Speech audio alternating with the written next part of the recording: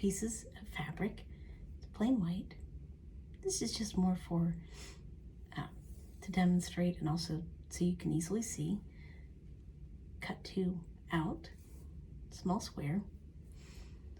I also have 2 pieces of ribbon and a simple applique. You can do something simpler like this. It's going to be easier to sew on. We can do something more complicated.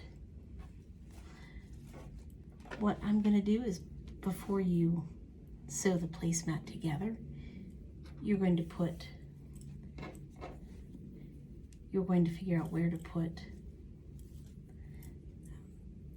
the applique, and also you're going to sew that on first, because otherwise you'll have stitching on both sides of the placemat, and that's no good. And then I'm going to pin the ribbon on and sew that on to the other side. And I have put 2 pins on the applique to secure it to the placemat so you can easily sew it on. Since this is felt, you can use felt, you can use the leftover scrap material, which is what I like to do. The felt's going to kind of it's going to want to move around less, so I could use fewer pins. I recommend using pins for this. And for the ribbon, they do sell clips that you can use for fabric. I prefer pins, but I just wanted to show both. Put the presser foot down, and there should be a line. It should be close enough to the edge to sew and to have the stitches visible. I've come to the edge, and when you need to make a sharp turn, you just lift the presser foot up, but you leave the needle in, and then you just move the fabric. You just move the fabric, line the edge up, and you're good to go to sew another edge. And I've sewn the little applique on. It's all stitched down. You can see a little bit of the stitching, which is cute.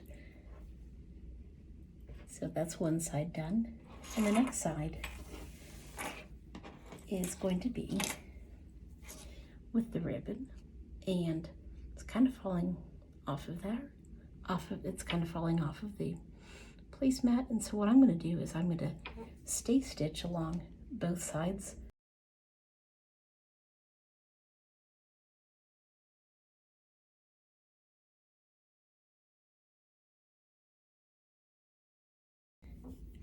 And see, that's stay stitch, and that's not going to move, and it'll just make it easier.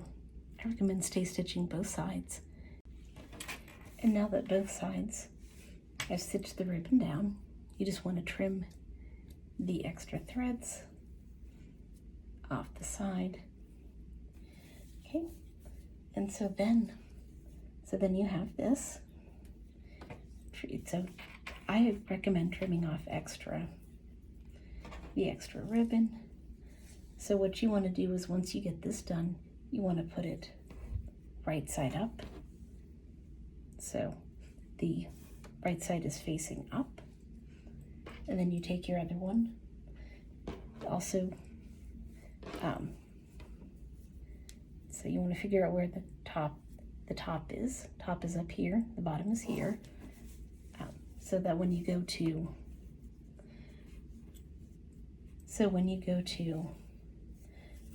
put the second one on, the top of both sides to match up, you want to put the right sides together. So this is the right side, and it'll get matched up with the right side with the ribbon. And so you want to put that down. So I've done that. I haven't pinned it, but the wrong sides are both, you can tell the wrong sides are both facing out, but the top and bottom matches.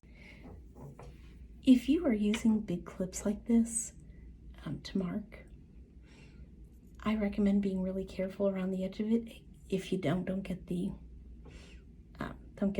press your foot too close because you will ruin it. I also usually just use a pin going in the opposite direction. So I would normally have a pin stuck in like that. So anything to make a note of what's different, to give you a reminder. Now that we're ready to sew the placemats together, you would want to pin all along the sides. Some people use the pin straight in like that, like I did. Some people want to put the pins in like that. I don't care, whatever works for you. And you will notice that I've put them a little bit away from the edge. That's enough to, it's called a seam allowance, and if you sew very close, it makes it easier to rip. The seam is likely to come unraveled. And for the placemat, you would want to pin all the way down.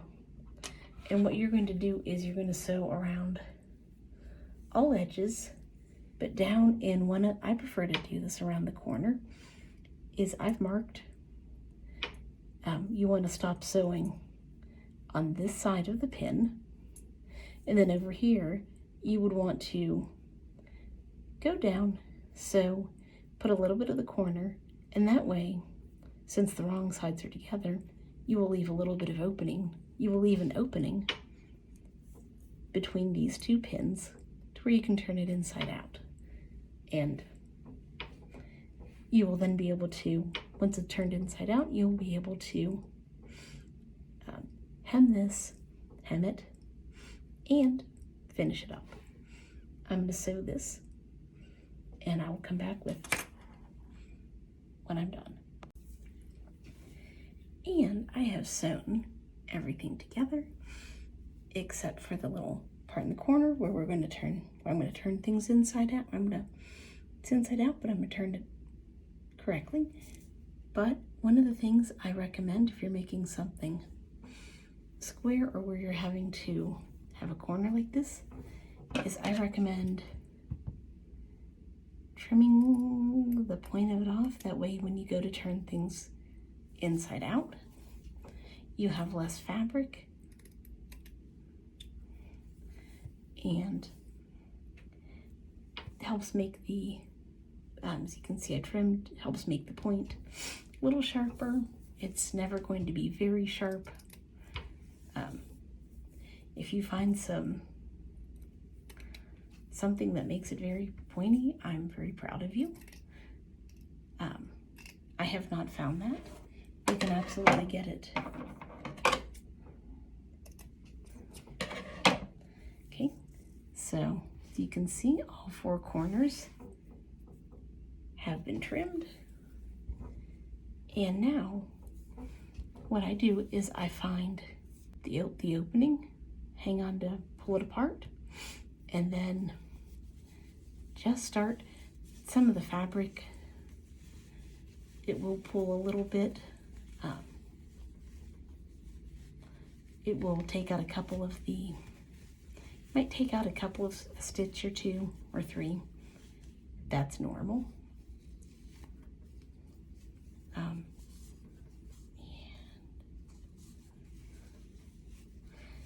Then you just keep gently pulling it through.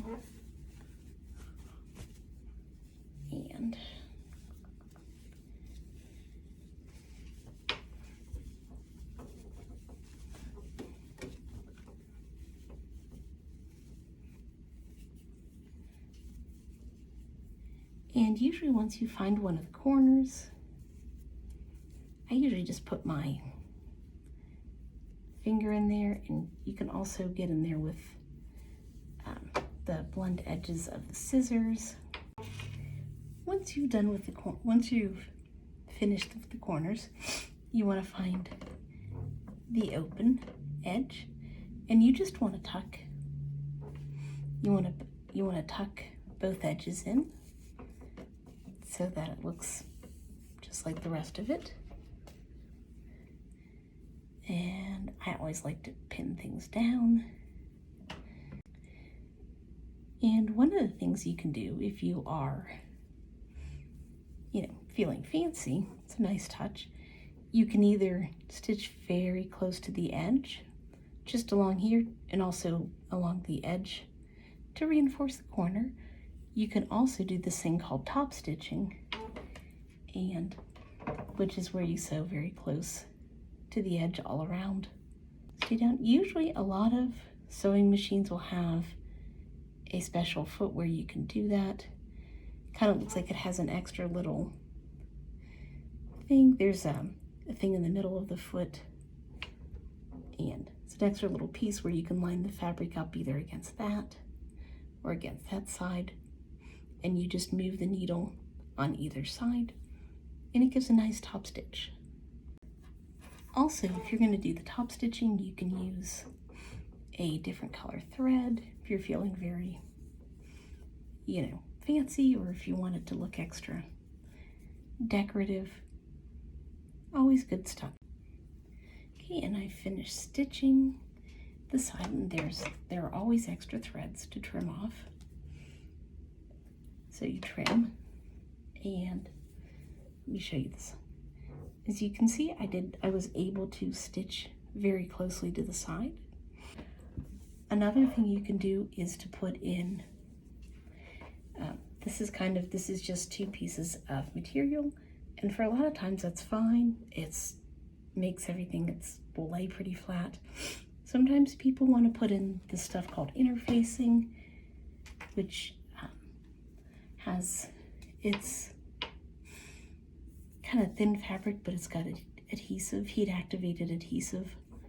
On one side it comes in very thin, and it comes in very thin. It just makes it less floppy, and makes it easier to keep flat.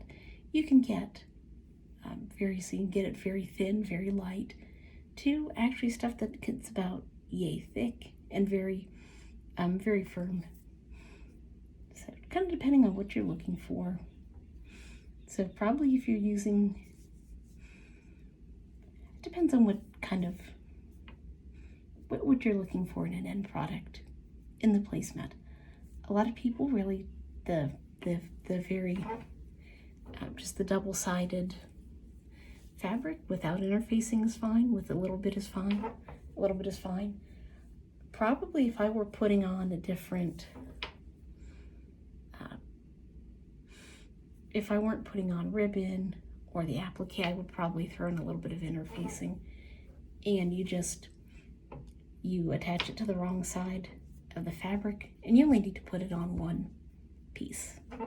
So, but this is something that I think is pretty easy, and you get quick, good results that look really nice. And it's a little time consuming. You do want to make sure that things are cut out. The pieces that you're putting together are cut out to the same measurements so that everything matches up. But then I think that will make it look good, and it's a fun, relatively straightforward project that can get some really lovely results.